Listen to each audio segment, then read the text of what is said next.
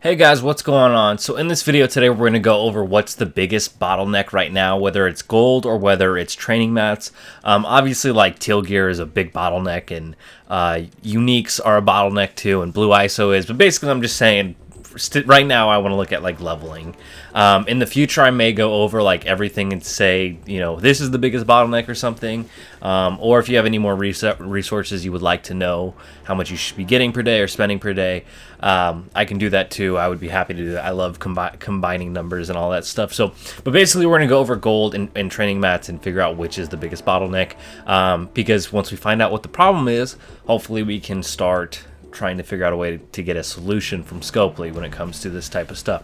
So basically what we have here is we have my tier 15 Omega Red at 5 stars. He's missing the T4 on his special, and he's also missing two rank ups.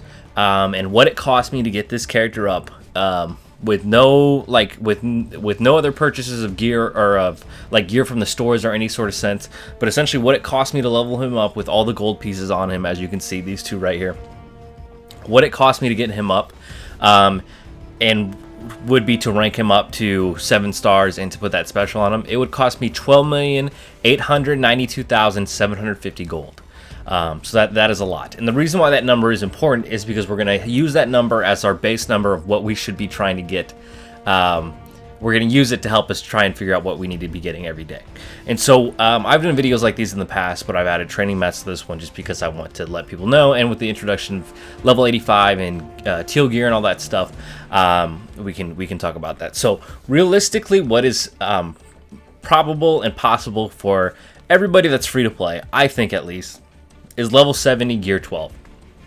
That requires no gold gear, and level 70 allows you to put all the T4s on a character that is needed. But we're going to be talking about kind of the highest end that you can be. So this is going to be for late game players, and but if you're newer, you can obviously learn from this as well and just kind of get a good grip of what is going on and what you need to be spending every day gold wise. So that 12,892,750 is important because a new character comes out every 10 days.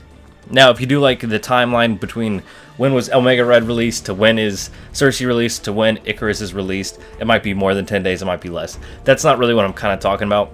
Essentially, I'm talking about how many characters were at launch, how many characters are there now, how many days has there been since launch. And essentially, what consistently happens is there's a new character or a new patch every 30 days, every 33 days. So it's essentially you get a new character every 10 days.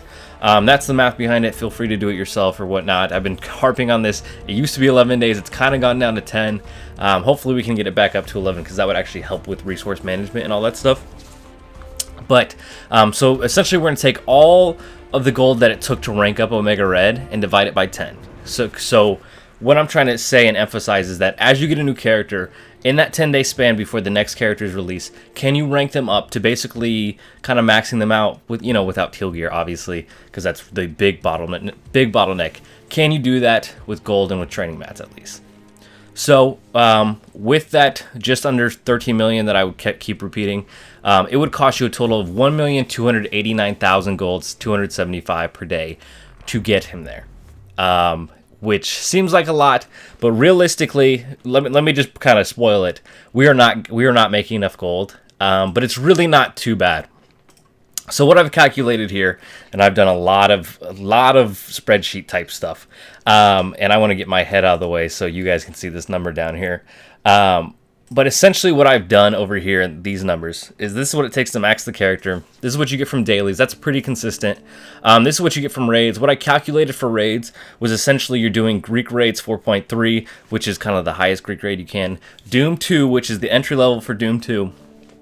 You also get a gold orb from Greek 4.3 by 100%ing it. And you do 5 attempts in Doom 2 and 6 attempts in Greek in the Greek raids. And that gets you at this 298,000 campaign nodes. Basically, I took the average of what I would get from my campaign nodes and timed it by the energy that we get per day. ISO campaign, same thing there. Blitz, that's basically like how much you get from when a blitz comes out.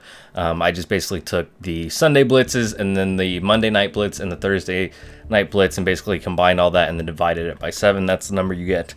War, I basically said you lose every war, which isn't realistic, so that number is a little bit lower. And these are per day. These are per day what you're getting, and this is obviously way towards the end of the game, late characters and stuff. But that's really where it's important and shines through.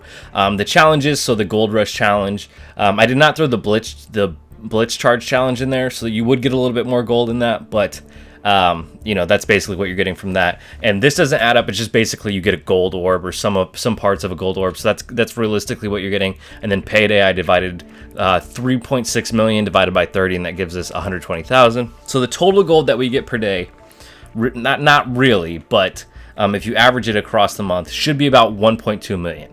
And you need to be hitting just under 1.3 million per day to spend. So obviously we're in a gold deficit. These are not optimized numbers or any sort of sense. If you keep winning wars, that's going to increase your amount. So really gold is an issue if you're late game, but you're not really succeeding what you should be doing late game. So this isn't the answer that a lot of people want to see, but this is kind of just statistically and the truth of where we are at. So you can see the difference of these two. If we just do the math real quick, is probably like 85,000 gold, 84,000 gold, which really isn't too bad. Obviously we want our gold, the amount of gold that we get to be higher than the amount that it costs per day. But that is something that like over time can alleviate itself, especially if we get like more ranks in Greek raids and just all sorts of stuff. So it could definitely happen, and that's really not too bad of a bottleneck. Now it sucks that we're not getting enough per day per character, but it is what it is. So now we're going to go on to training mats, and this one actually really surprised me myself. So let me scroll over to where my training mats section is at. All right, so we're at my training mats section, and I will show, and this kind of is just breaking down what we get monthly from training mats, what we get weekly from training mats. My head's in the way, but this part's not really too important here. It's right there, you can see it. Just basically RTA, and it is important to be doing RTA as much as it sucks and as much as people hate it, or the blitzing that will help you unlock the RTA stuff just because you get training mats from it. And then here's what I get from campaign nodes, essentially. And I don't do all the refreshes per day. I do like one refresh per day. And you also get 3 purple training mats from the milestone high roller at rank 3. And essentially, here's what we get daily. If you take like the monthly, the weekly, and the daily and average it across 30 days, this is what we're at. So each orange mat represents 10,000 gold, and it costs a total, like I said, it costs 1.3 million essentially to take a character from level 1 to 85 gear 15, all the T4s. But to actually rank them up from 1 to 85, it's about 10 million. It's a little over 10 million. So what we're trying to do is hit that little over 10 million with the amount of training mats that we get per day. Let me zoom in on this too, so it's a little bit easier for you guys to see. But what I'm trying to say is that, as you can see, I've averaged these, and you can see, so orange is about 10,000 gold, purple is 5,000 gold, blue is 1,250 gold, and then green costs 315 gold. And this is basically what we're getting per day, and as you can see, this is what they equal to. And so we are left with 220,000 worth of training mats that we need to make up for, and that is actually really, really scary. Because there is a lot of people and a lot of endgame players that I don't think realize this. This is also kind of not counting some orbs too. There's a couple orbs that you'll get here and there, and like when Scopely screws up, you'll get gold and all that stuff. So I'm like, that's really hard to calculate, and it's very small. But obviously, if you get lucky with like milestone orbs or something, and get the training mats you need, then that's what you'll need. But if you can see where I'm at with all my training mats, I've just actually been really taking my time leveling Cersei up. So I kind of have an abundance right now, but there are times when all I have left are these green mats, and that's basically from the 3 years that I've been playing. All those green mats have started to stack up over time, and there wasn't a training mat issue, and now there is definitely going to be one, and it's really, really worrisome. I think that's worrisome for everybody. The difference of 84,000 gold is a couple wins in war based off the math that I did. Training mats, however, are really going to be hard to come by. Now, you can buy them from the arena store. You can get them from arena orbs. You can obviously buy them if you want. You can spend more energy and get them. There's all sorts of things you can do to kind of make up that difference. But 220,000 of just basically not, with arena, I wouldn't recommend buying orbs or buying those training mats. But it seems like you will have to do that at some point to get there. Now, will I ever run out of training mats? I'm not sure. If I opened all my gold orbs and try to rank up everybody, I still think I would have some left over. But it's still kind of scary just to think about. So typically what it kind of ends up looking like is just all these greens that are left for me. So I know these like kind of look nice to people, but we have a huge training mat problem. A huge training mat problem. And obviously feel free to double check my math and all that stuff, or try and do the math on your own. Maybe you'll come up with a different number. I'm sure you will, because I'm doing different averages and all that type of stuff. But yeah, basically I just wanted to do a video, a smaller video or whatnot, about ranking up characters and what's the bigger bottleneck.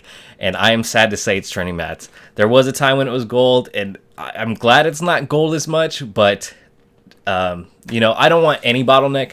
I would like to be able to tell you, oh, we're like, I think an optimized way for, you know, to allow free to play people to, you know, get a lot from this game, but also not be at end game the way that some whales are, is to just give us just enough that it covers basically our day-to-day stuff. And that's kind of how I think like you would opt. If I were a game dev and wanting to optimize my free-to-play section, is I would want to give you just enough that you are consistently growing or whatnot. Now, I'm not cheering on Scopely for doing anything like that, but that is like the minimum that I would expect from them, is just barely over, so you have catch-up mechanics, or you have, you know, just some sort of way to catch up to where endgame people are, and we are not even hitting like the minimums that are needed. So that's kind of scary. But yeah, that's gonna do it for this video. Enough of my rambling, all that wonderful stuff. But let me know if you have any questions, any concerns. If I did my math wrong, please let me know. Obviously I didn't go too in depth on all my math for it, but and you're just kind of have to take me at my word, but I've invested a lot of time trying to make sure that this is right and kind of going over all that stuff. But yeah, that's gonna do it for this video. Thank you guys for watching. On this channel I do guides, I do orb openings, and I do streams, and I do all sorts of Marvel Strike Force stuff. So make sure you're subscribed, hit that like button, join the Discord, follow me on Twitch, and I hope you have a great day. Bye guys.